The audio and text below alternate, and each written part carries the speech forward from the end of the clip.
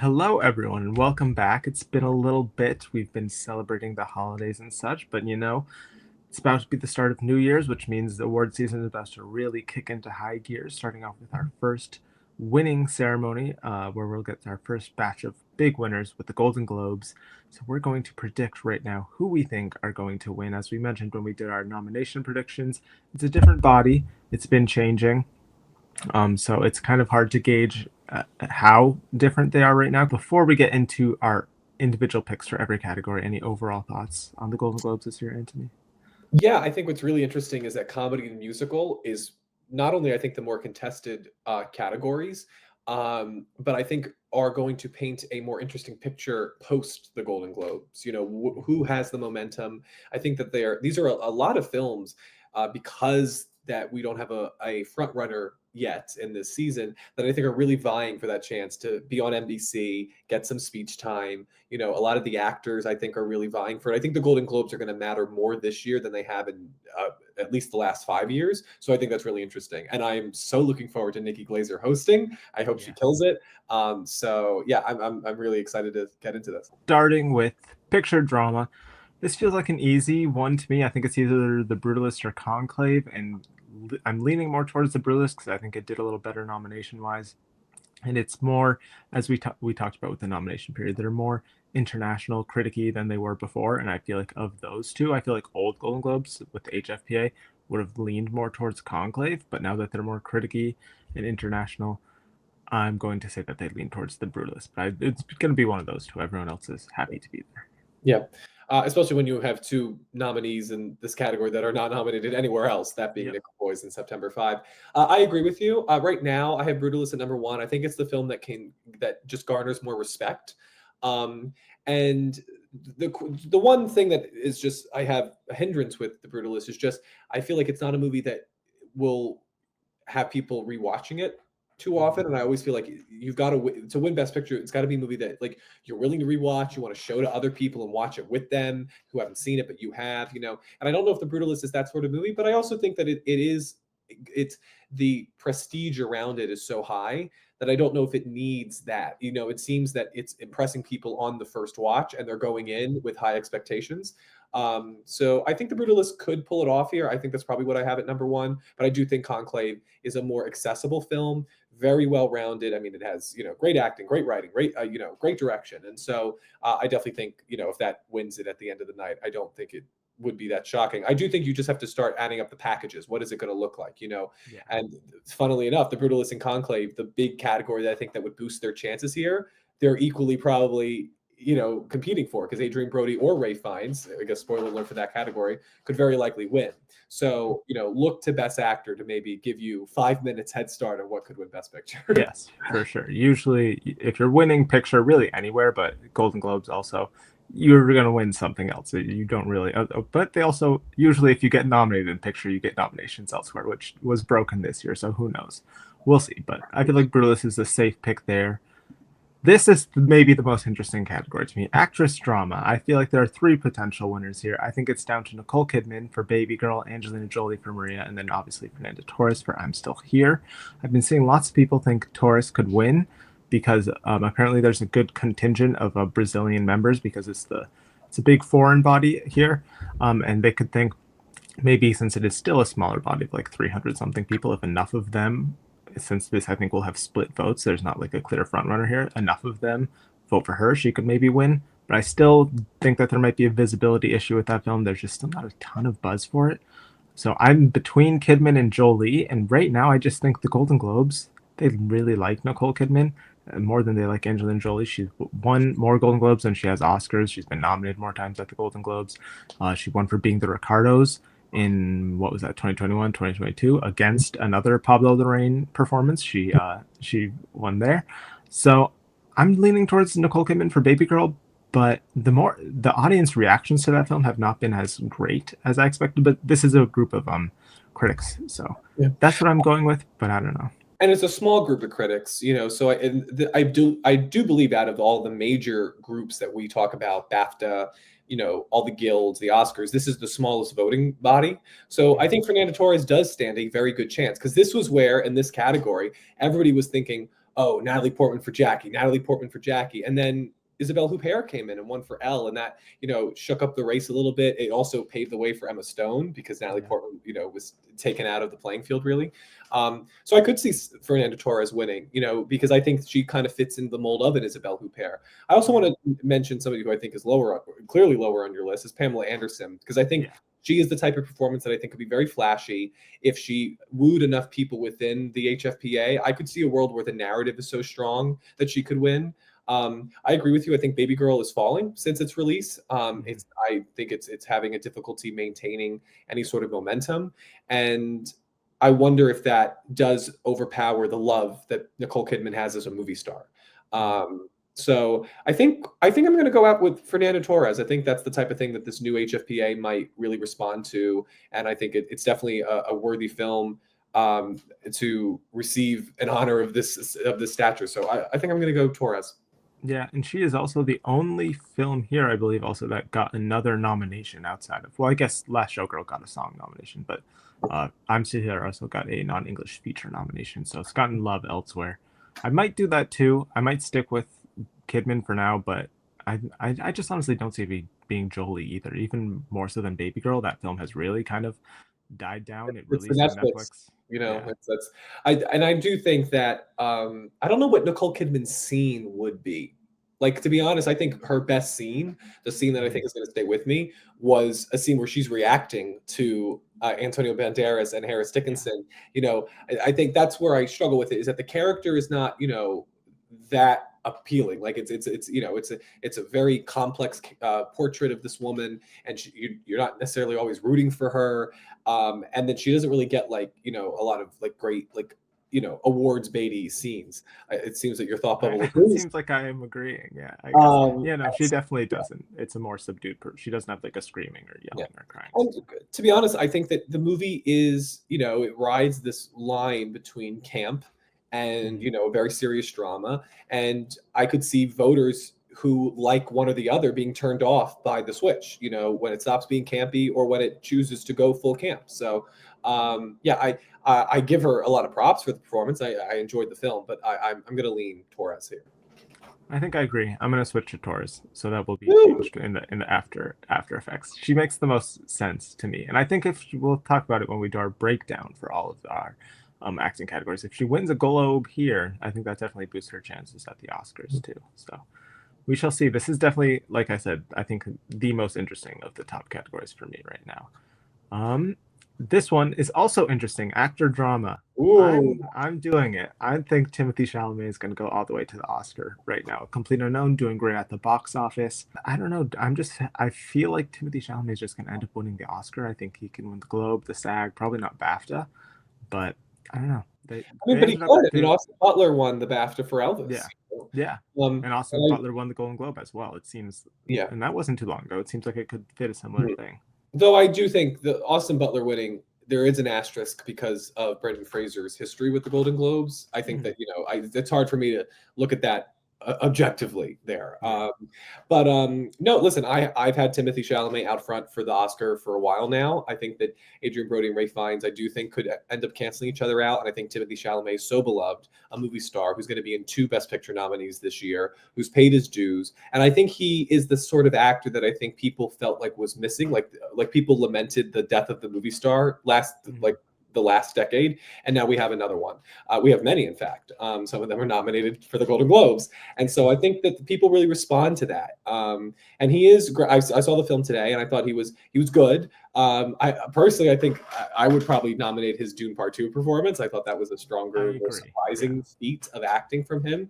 But I mean, that's all gravy. That all helps him, and so I think because Ralph Fiennes is playing a very subdued character, very reactionary throughout the film. He does get a couple of great monologues, though. I will give him that. And I thought the performance was excellent. Very happy to see him nominated. And because Adrien Brody, it is such a demanding performance. It's such an exasperating performance. I mean, what he is, every single human emotion that you could convey, he is conveying. And so that might be just enough. It just the degree of emotional activity in his performance just might be enough to get him the win. But I think Timothée Chalamet, because of he takes a role like Bob Dylan, whether you know him or not, that this is such a known icon. And the live singing, just this quieter moments, and he does get the folk version of Live Aid with the last 20 minutes of the film. He gets this sort of 20-minute sequence where he's playing music, and there's crazy ruckus all around him, and I think those 20 minutes could end up getting him a bunch of these awards. So I think I'm going to agree with you, Okay. but I do think that Brody finds. This is very, very competitive, and I don't think anybody should be surprised if any of them take the win. I do think I would be a little surprised if Fiennes wins at this point. I do think it's really between Chalamet and Brody, in my opinion. I think Fiennes, he hasn't been campaigning at all, which doesn't always hurt you. But I think in this case, when it's a more subdued performance that I think compared to both of these other performances are a little more showy, a little more the kind of thing that they tend to go for, that I think he even if the film ends up winning a bunch of stuff, I don't see him coming along with it. I think that could change. If we're going to compare seasons and compare this to 2 years ago, if Timothee is your Austin Butler, Adrien Brody is your Brendan Fraser, Ray Fiennes is your Colin Farrell. And I think then it could go the same trajectory where we keep thinking Ray Fiennes will pop up, or maybe at BAFTA, or maybe at SAG, and he doesn't. He's constantly in that third position, and that just might be his fate. But if Conclave overperforms, then I think he could go along for the ride. We'll see. Yeah. Agreed. It's definitely an interesting category, but we're going both with Timothée Chalamet for right now. Moving on, picture comedy musical. I think this is either Anora or Emilia Perez, one of those two. They did love Emilia Perez. They gave it 11 nominations. 10. One short of the record, which is 11. One short of the record, which was 10. Yeah, okay. So they got 10 nominations. It was nearly breaking the record. So they clearly love it. But do you think that they're going to give it the win? I feel like they'll still give it to Anora, but they could just give it to Emilia Perez. I'm torn. I think that both films are beloved. I do think that Emilia Perez is the more showy film. It is the more provocative film. It is the more challenging film. Personally, for me, I think Anora is the more consistent film. And so it's interesting to compare the two, because Anora is it's a comedy too at its roots, and Emilia Perez is definitely dealing with some very serious subject matter. So I have a feeling they're going to lean Emilia Perez. I think that's where my mind is going. I just don't think you can deny how overabundant, but also we have to acknowledge Anora. The thing that made Emilia Perez go much higher is the songs, the music. I think they both hit their ceiling in terms of nominations. Honestly, I don't know what else Nora could have gotten. Well, I would have liked to have seen like Mark Eidelstein. But they still got Yura in there, so I don't think they're going to get two. That's true. So, but I'm just saying, like Emilia Perez, you weren't going to nominate Edgar Ramirez. Like that's not comparable to Mark Eidelstein. If they nominated Edgar Ramirez, I would have it winning for sure. Yeah. So I think I'll go Emilia Perez. Okay.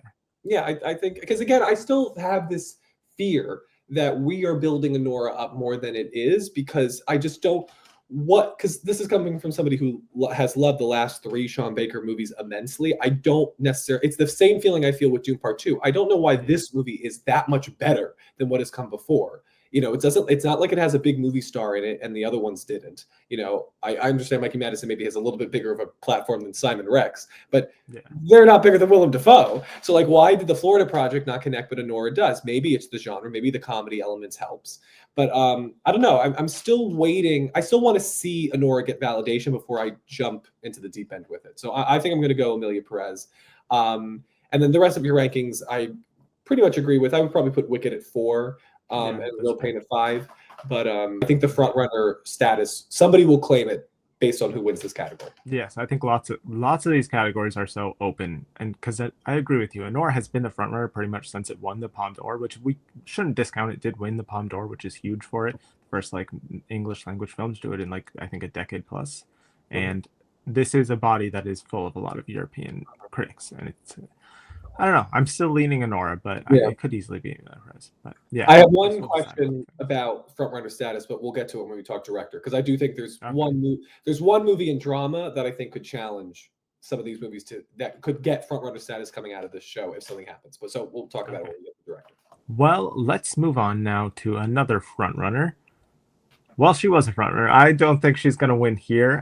Mikey Madison, I think, is who most people would have winning here for Honora. She's been the frontrunner pretty much since it premiered at Cannes, because there wasn't a clear frontrunner. But right now, I don't know if Demi Moore is going to win the Oscar. But when I look at the Golden Globes, and the two-thirds of them are now the new members they added, the international critic members, and then the remaining third is remaining HFPA members. I think you look at the remaining third of HFPA members, they might want to vote for Demi Moore because they love this. They always go for star power. They go for like the people who they want to sit with. They go for the narratives. I think when it comes to star power and narrative, I think Demi Moore is the best here. And you look at the other two-thirds of the members, the more criticky international group of people, and I think they also really love the substance. The substance has done very well over there with critics and with international voting bodies. So I'm thinking I'm going to go with Demi Moore because I also think Mikey Madison and Carlos Sofia Gascon could split votes. I think both of them kind of could be seen as like new people to vote for, like ingenues in a way, newcomers, and I think they might end up splitting votes, and then those remaining people would go for Demi Moore. But I'm not super confident in that.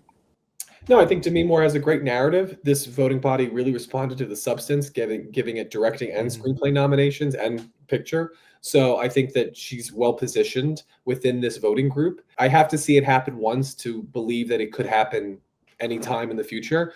I struggle to see why Mikey Madison on this first bout, really, this is her introduction to everybody, is going to blow them all away and win. I thought it was a masterful performance, and I would definitely give her contention for the win. I think she's completely deserving. It's about whether everybody else is going to agree that she's earned it so far. Like, how is she different than, for example, Timothee Chalamet in Call Me by Your Name? You know, why was he not deemed that? But it is for women. Now, I understand a lot of times with women, ingenues fare better than male ingenues. And also, she doesn't have a Gary Oldman that it's her time. So that could all go well for her. But I still think that I want to wait to see whether they're going to think that so soon in her career, we're going to give her all these, awards. We would have to go back to Brie Larson, who was, I think, the most unknown person to win at Best Actress. I would just probably put Cynthia a little bit more in the conversation. She has a shot at winning like SAG or something maybe, but I think here I just think that she's in. I would put her in the top 4 rather than the bottom 3 is all I'm saying. But I think but she is in the top 4.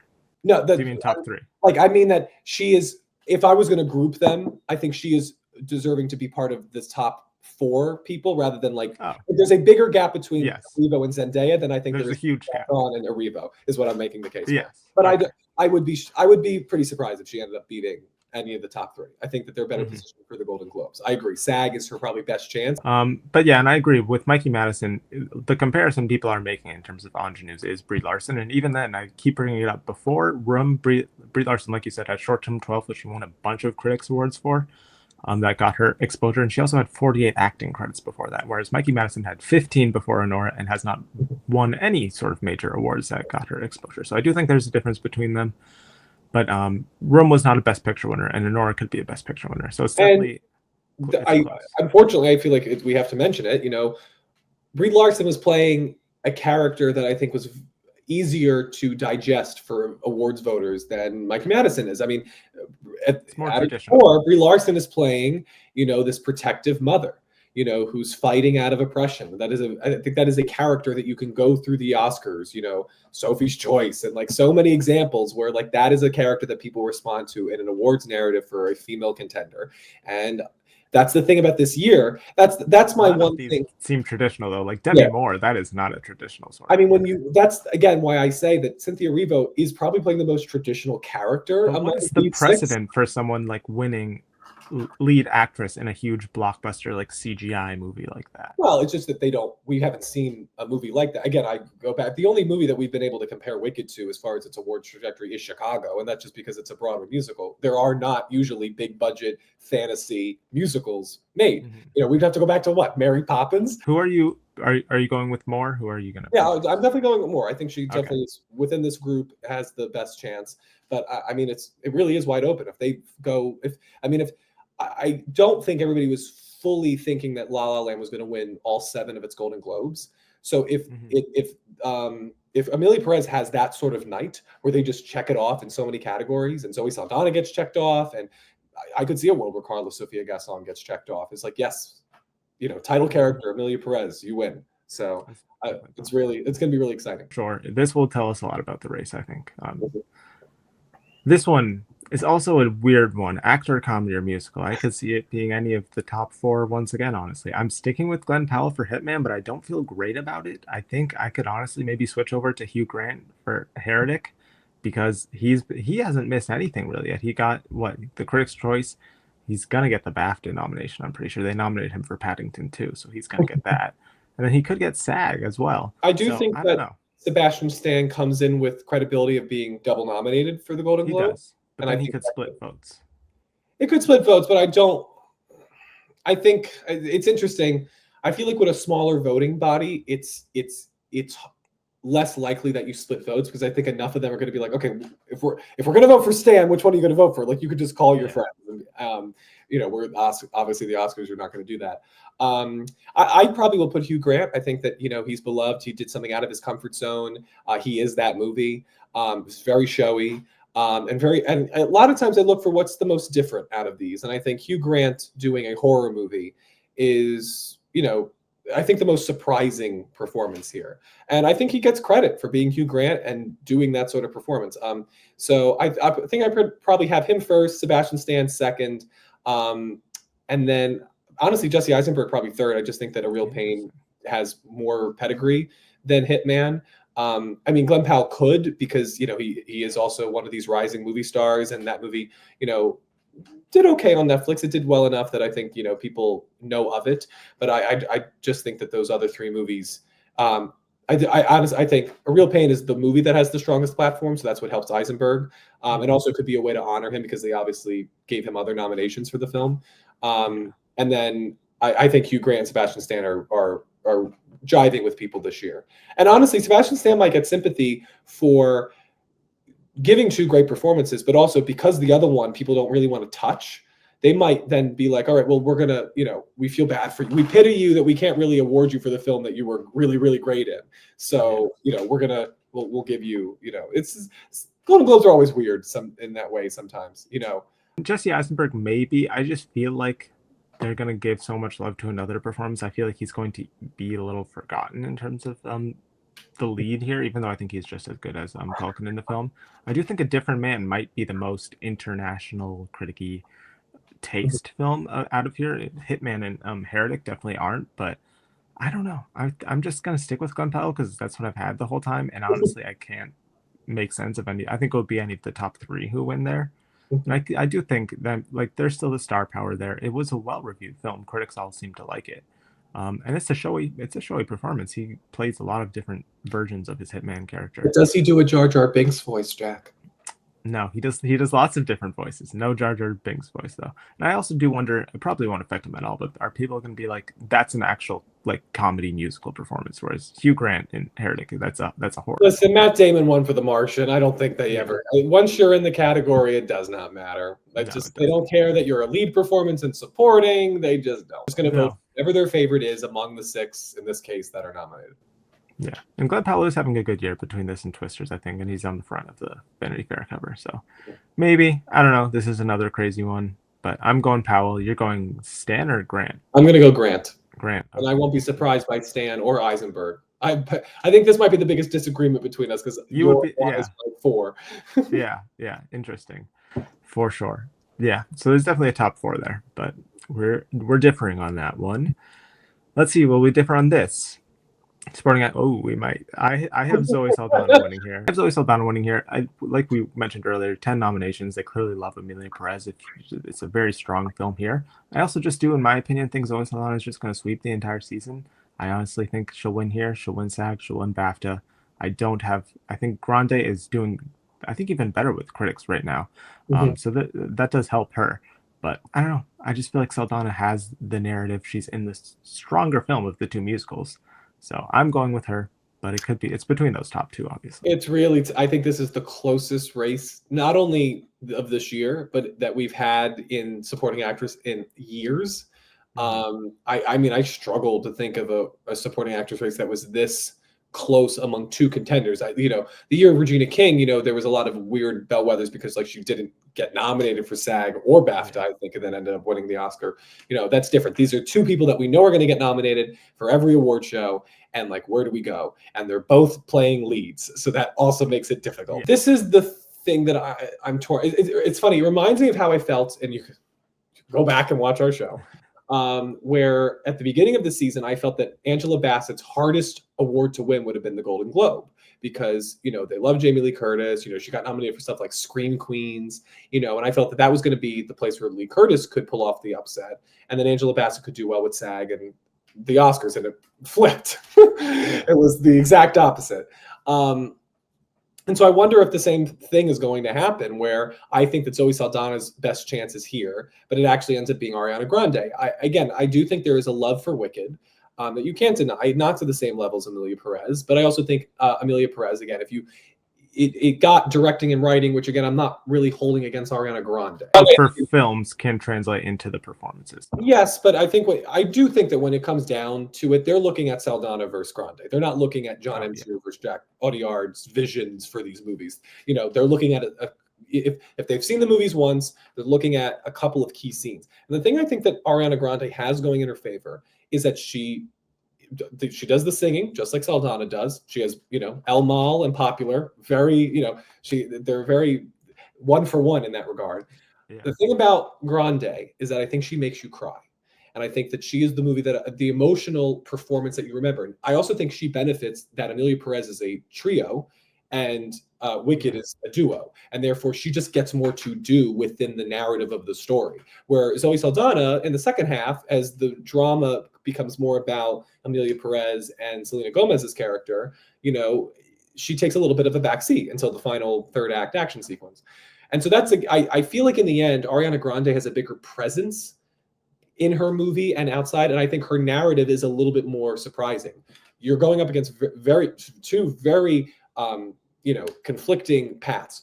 The actor who's, paid her dues, been in, some of the biggest movies of all time, been working for 20 plus years, a television star, a movie star. And then you have the pop star who makes her first movie and blows everybody away. And so you just question which one is going to resonate more with them. I think Emilia Perez is going to be taken care of in a lot of categories. And I think Ariana Grande really impressed enough people and they're taking her seriously. She has a lot of wins. So I'm going to stick with Grande for now, but it's so close. And if Zoe Saldana is called as the winner, I am not going to be, not only will I not be surprised, I'm not going to be disappointed because she definitely deserves it. But I think in the end, Grande's performance, I think, is a little bit more emotionally resonant. I think that's going to get her the win. Yeah, it's definitely close. I think I'm just coming down to, I do think because this is maybe a more prestige-y, snobby group, that they might not want to go for the pop star Ariana Grande in Wicked, which is the film that they didn't like as much, but I am going with which film did they like more, which I do think does translate more to Emilia Perez. And Zoe Saldana, as much as Carla Sofia Gascon is great in it, is kind of Emilia Perez in a way. She is the lead in my opinion, so that definitely helps her as well. And who knows? It's funny. The thing that I think is interesting about this race in particular, what's so interesting to me is that we're dealing with the Golden Globes in this really interesting period of like redefinition. And because you look at like Best Actress Drama and the fact that, Marion Jean-Baptiste did not get nominated, who did Kate Winslet. So it's like, there are some, and like the year that they came back, on television, Angela Bassett wins over somebody like Carrie Condon. So it's not like I think, we don't have to it's not like a full light switch, they're a completely different voting group. There are still some members who I think, because let's put it this way. I think Ariana Grande, with the voting group of 10 years ago, you would probably think has a better shot than the voting group of today. And some of those members are still there, probably a lot of them. And so I think a third of them. Yeah. So 200 of them are more international critic editions, and a third remaining are the remaining HFPM members. You know what? The thing that I might then, the one caveat that I will have is the box office might tell a story. Wicked is, as we talked about in our first review, the thing with Wicked is that I'm not sure, and I think it's been proven that The Wizard of Oz is as beloved outside of the States as it is beloved in the States. And we've seen that. Really. It's not done nearly as good internationally as it has domestically. No, that's what I'm saying. So the box office kind of proved what I suspected could be the hindrance on Wicked is that if the rest of the world loved The Wizard of Oz as much as we do, then it would have it would have less issues, but they don't seem to put this on the, it's like Star Wars. Like Star Wars is for us, like insane, but the rest of the world doesn't have the same affinity for it that we do. It might end up actually, you know, with the international voting members of HFPA, they might not resonate. They'll go for Emilia Perez. Yeah. With that, okay. I think, oh God, am I going to switch? You got to switch over. Yeah, I think you should switch over.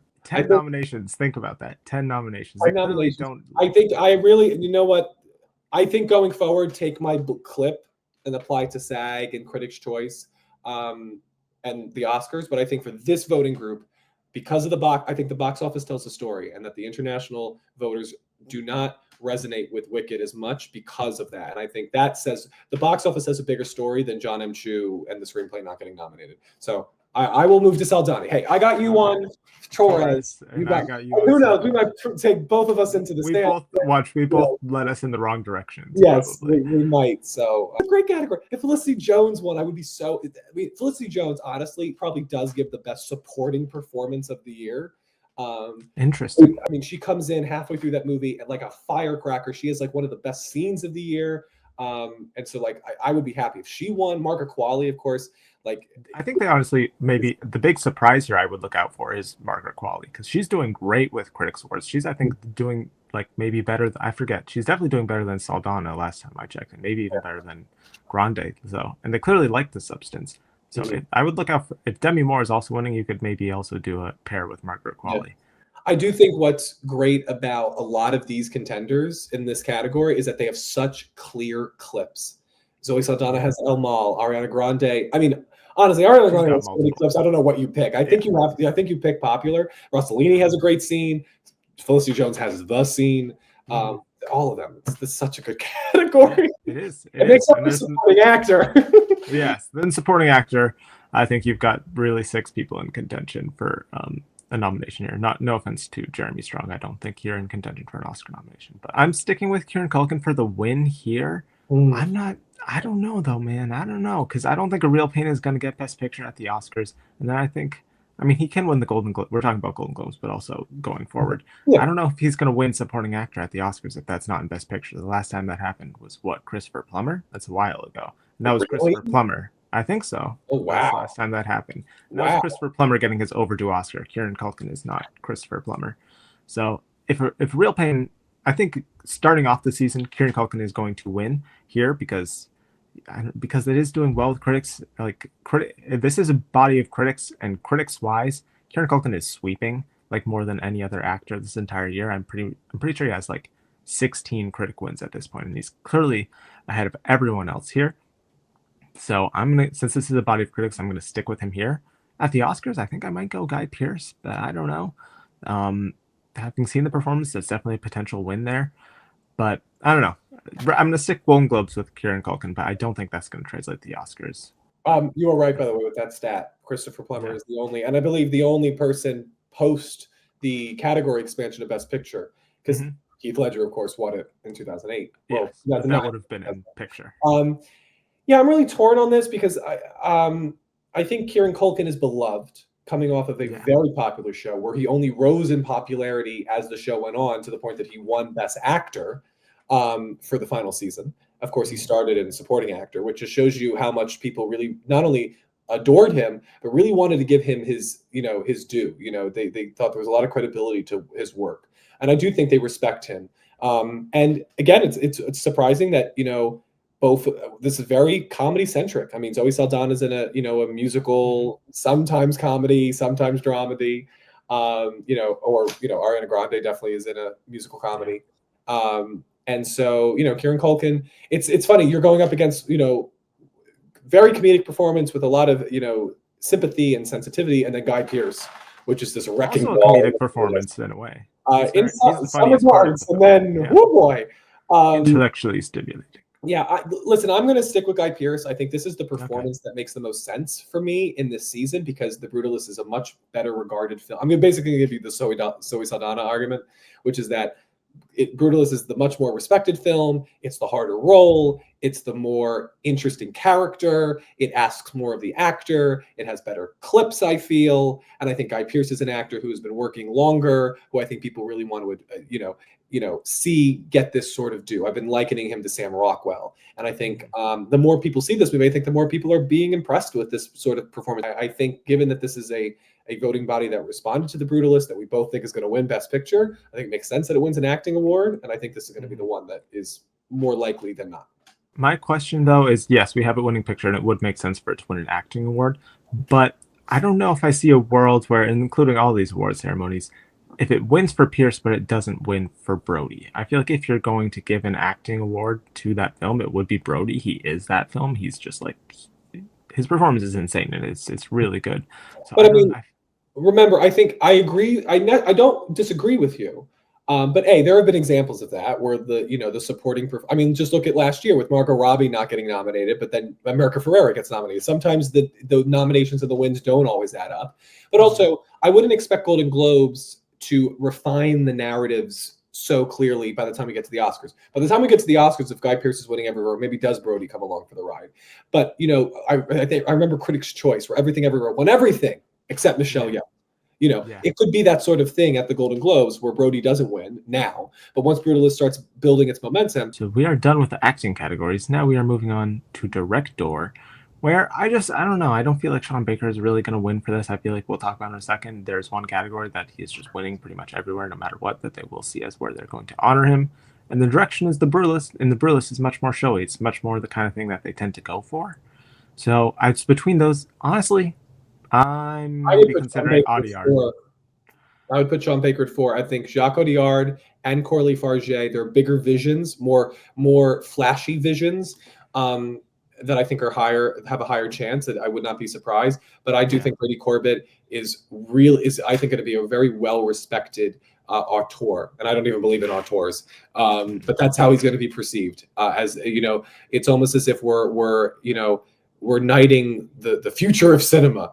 And I think he gets a lot of respect for that movie. And so this is where I will say, if Brady Corbett wins directing and The Brutalist wins Best Picture, and if even if it doesn't need these, but if it picks up then an acting award, then The Brutalist might be your frontrunner. It could be. I think I think those top two here, Anora and Brutalist, are the frontrunners right now. But I think the more I think about it, Emilia Perez did do really good here, and Audiard, they clearly liked the film. I was going to say like or not, but that's a big creative swing. The entire film is just nonstop creative swings, and some of them might miss, but it's a vision, and it's definitely his. Yeah, I do think Emilia Perez is really contending for the Oscar. I'm thinking it can maybe win the Best Picture Oscar too at this point, with director and editing, and then maybe an acting category. Cinematography, score. I don't think it would win those, but yeah. What, The Brutalist? No, I'm talking about Emilia Perez. I think win director, and then editing, and then Zoe Saldana. Do you think Emilia Perez is winning editing? I think what else is going to win in that category? I would just think maybe whatever. I mean, Dune could. I know you've been. If you haven't watched our crossover with Ryan Kaufman, go check that video out. We were very happy to be invited. I don't think Dune's going to do well enough to win editing. Yeah, that was your big takeaway from our conversation. Is Dune is falling, which it could, but I also think some of the crafts you might be able to see it nominated. I honestly think that whatever you have winning Best Picture should maybe be your editing pick right now. Let's we'll see. Maybe. But maybe Emilia Perez. That makes sense. Let's talk about screenplay. Let's do it. I think this is where Fargate has a better shot at winning. I'm sticking with Anora because I do simply think Sean Baker is going to sweep pretty much anywhere he can for screenplay here, because it's a top 3, probably even top 2 picture contender pretty much everywhere this entire season, and this is where they're going to choose to award him, because I don't think he's going to win director. So I think it'll win here.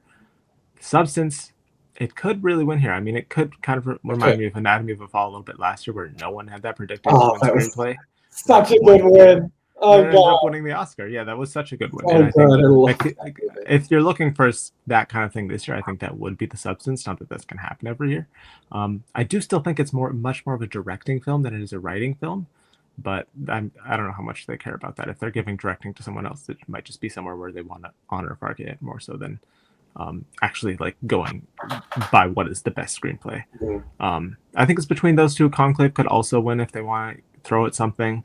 I don't. The Brutalist, I think, is just far too much of a strong directing contender. I think that's what it's going to win. That I don't think it'll win screenplay pretty much anywhere. Then Real Pain and Emilia Perez, I think, are happy to be here. I agree with your exact 6 and your logic, so we're good. Okay, we're good on that. Okay, there we go. Save some time. Yeah, score. This is another one I was really close on switching, but I just do. I think the Brutalist is going to end up winning the Oscar. I also agree with this 6, identical. Okay, great. Yeah, I really wanted to do challengers, but I don't think that they have gone contrary to what the Oscars end up doing a few times, like they did Babylon. But even then, All Quiet wasn't even nominated at the Golden Globes that year. So I'm going to stick with the Brutalist because I think it's really just going to sweep its way all the way to the Oscars, but challengers would be a great pick. And Conclave could potentially win.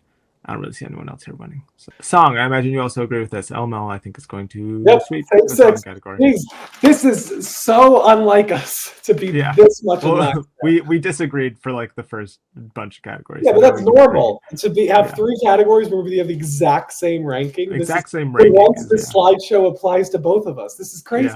Yeah, for once I don't have a monopoly over the predictions on the screen. Yeah, Elmal sweeping. I don't believe Mi Camino is going to be a sweeper. I think Elmal is the scene in the film, and it's honestly, I think, the better song as well. So the only thing I would fight you on is maybe Beautiful That Way is a little bit higher because they obviously like The Last Showgirl. Pamela Anderson got a nomination, and it's Miley Cyrus.